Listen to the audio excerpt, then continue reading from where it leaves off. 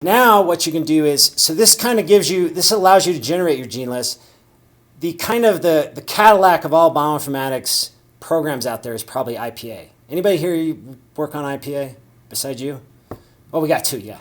We got two people. All right. So let me bring that up. So I took those 960 genes with all that fold change information and I downloaded it into IPA. What makes IPA so valuable, you know, the legend has it there's this like island off the coast of San Francisco and they've got all these postdocs, chain of these computers just going through PubMed, cataloging all these relationships. It is by far the best curated data set in the world. And that's what you pay for really for this. So not only does it group, it doesn't just take text terms, but you actually have a human actually going through these, you know, these manuscripts and actually reading, yes, this goes with this, and it's this kind of relationship. And they put that information in the database. So what I did is I downloaded it, and I'm not going to show you the download because we're running out of time here. But I downloaded that gene list that we just looked at in NextBio. There it is. Open it up.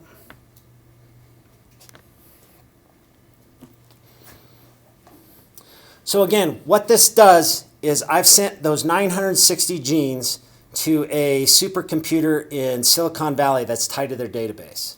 What they do is they tie all their information to my gene list and send it back to me. So what I get are all of those biological units that are overrepresented in my data set.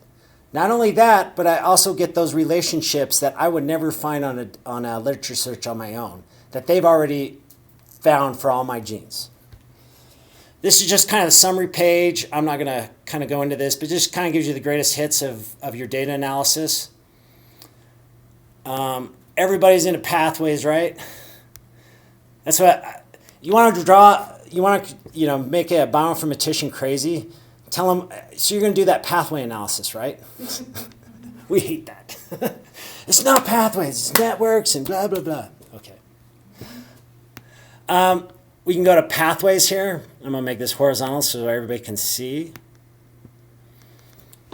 So what this does, it says that cell cycle. So my number one significant pathway is this checkpoint regulation at G2 to M. The odds of me getting all of these genes associated with this pathway, these 16 molecules, is 2 times 10 to the negative 10th.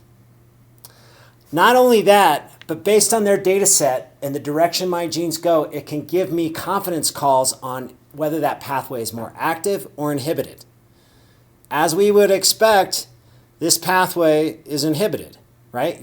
You're regulating the checkpoint of the cell cycle. It's downregulated. Let me show you something down here. And obviously, it'll give you a lot of these here. But you can see estrogen-mediated S-phase entry. You can click on that bar and actually see your genes that you found on your data set superimposed on that pathway.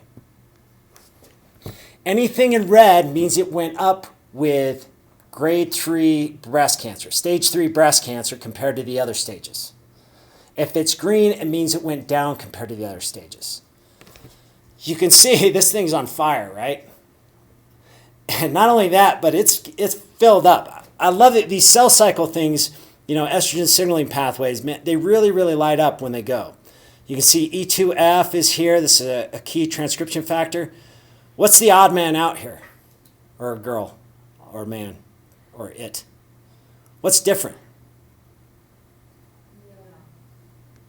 ER, yeah, estrogen receptor. Remember, I'm comparing cancer to cancer. This is just a more advanced cancer. So when I look at this, I say, whoa, this thing's on fire, but guess what? It's probably not getting external signaling from the outside, right? You no longer need that receptor anymore to get the estrogen signaling. So green is down? Green is down. And I can look at that. I could put my fold change information on here if I wanted to. But that's what kind we're looking at, especially when we're looking at disease. What makes sense and what doesn't. And the things that are different are probably very, very key. And I'm going to show you this. So what I'm going to show you is that we're going to go through pathways, functions, upstream regulators, and you're going to see that there's going to be themes that travel through all of those. And it's that thing that travels through all of it is what you really want to focus on.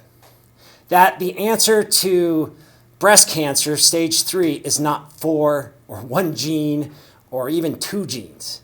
And I have a hard time convincing my collaborators of that. This is our favorite gene. What is it doing here? Well, it does this, but look at all this other stuff. But I'm really interested in this. I'm like, okay, whatever. What I like to do is let the data lead me. I think it's very silly to propose like, this is what's going to happen and then just expect to see it, right? I want to listen to, the more you listen to, the more you analyze gene expression data, the more it becomes a language, right? It's no longer X's and O's or zeros and ones. It's the cell talking. And if you pay attention to it enough, you can kind of figure out what it's saying. And it makes sense. It makes a lot of sense. Let's go to diseases and functions here.